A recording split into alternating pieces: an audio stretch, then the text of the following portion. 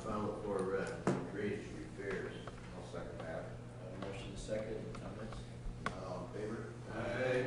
Opposed? Motion carries. Item 3 on the agenda, approve request to authorize second half department appropriation for MIS department. Mr. Chairman, I'll move item number 3. I'll second that. Motion second, anybody have anything on that?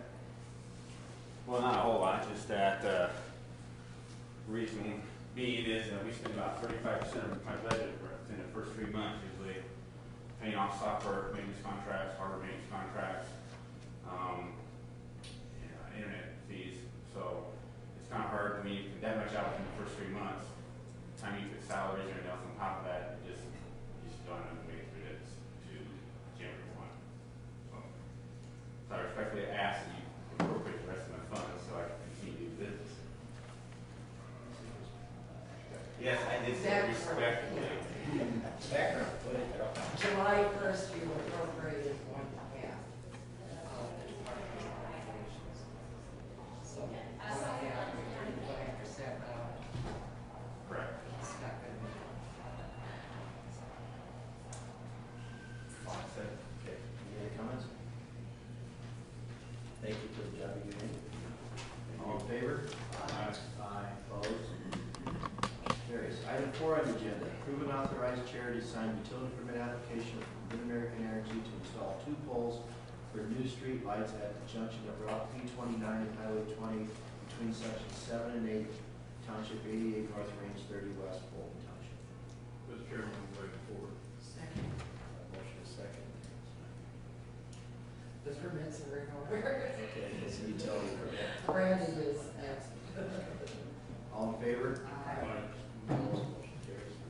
Item 5 on the agenda, approve and authorize chair to sign utility permit application from Mid-American Energy to install 1,500 feet of 2-inch gas main along north side of Orchard Road to provide service to 1634 Orchard Road, 2232 Dawson Drive, and 2233 Dawson Drive.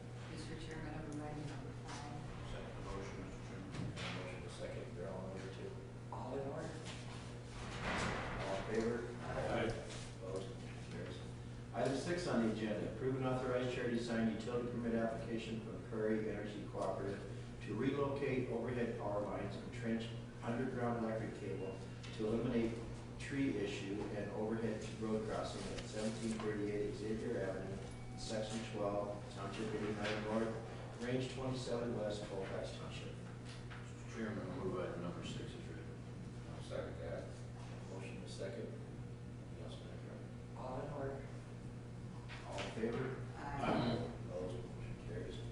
Item 7 on the agenda, approve and authorize chair to sign resolution to temporarily close D20 to through traffic between Highway 169 and Highway 20, and to temporarily close D26 to through traffic between Route D20 and Route P29 and designated detour routes.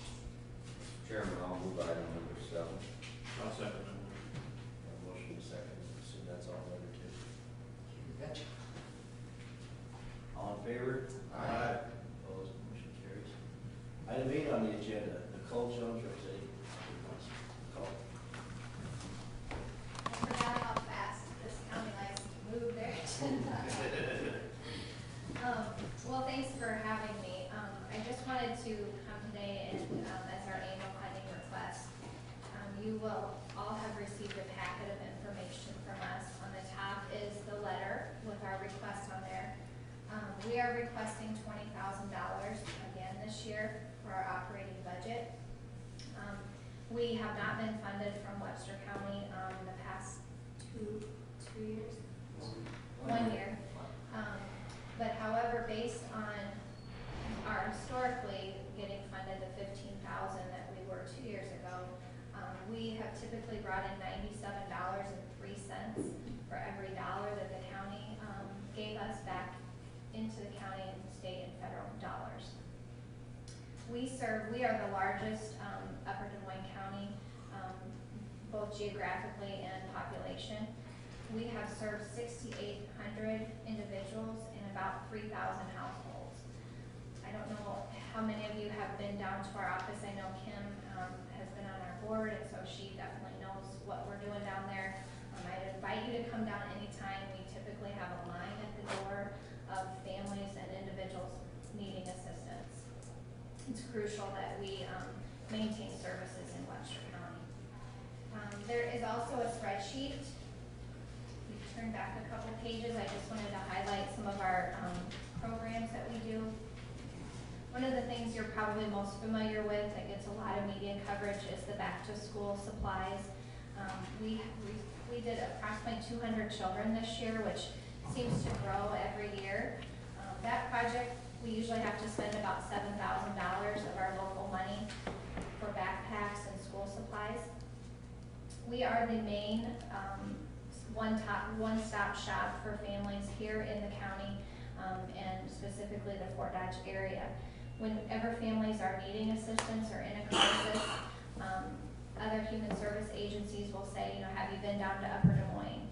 If we aren't able to help someone, we pretty much can tell you who can and do the appropriate referrals and get on the phone and do a lot of advocacy for individuals as well. We also have a homeless shelter that we operate for men. It's the only one, I believe, that's totally up and running at this point, within about a 70-mile radius. It's 2 apartment buildings that we house folks temporarily, and they do check in with us every day. They have to be actively seeking work and making good life skill choices. The 2 other programs that you're probably most familiar with is our LIHEAP program, which is on the second page there of the spreadsheet. You'll see that we served 1,783 households last year with LIHEAP. I'm going to let our Executive Director, Ron, discuss with you the funding issue regarding the LIHEAP program and how that's going to impact our local offices. But LIHEAP, just to refresh your memory, is a one-time payment made on someone's heat bill to help get through the winter months in Iowa. And weatherization, for those of you who aren't familiar, we have done 43 households here in Webster County.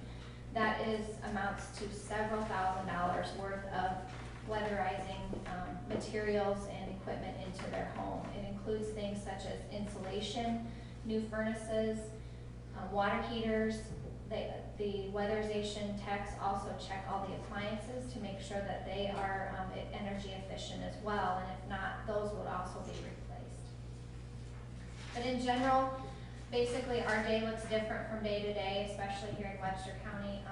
We deal with a lot of families who are on fixed incomes, seniors, disabled, families that just aren't finding work. And like I said, we are usually the first stop. If we're not able to help somebody, we sure refer them on to someone who can.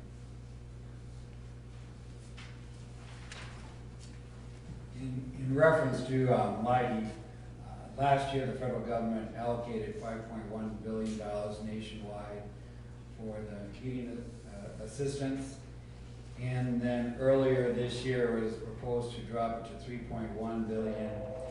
Currently, the amount that is being proposed is $2.71 billion, so it is a considerable reduction in heating assistance from last year. Last year, the average household received around $600 in assistance for one-time assistance for heating costs. This year, that amount will be probably around $300. So that will again have a dramatic impact on the individual families and individuals that we serve.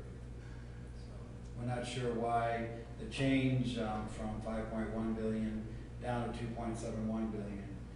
But as we all know, the economy is still rather slow and sluggish, and there's still a lot of individuals, as you can see from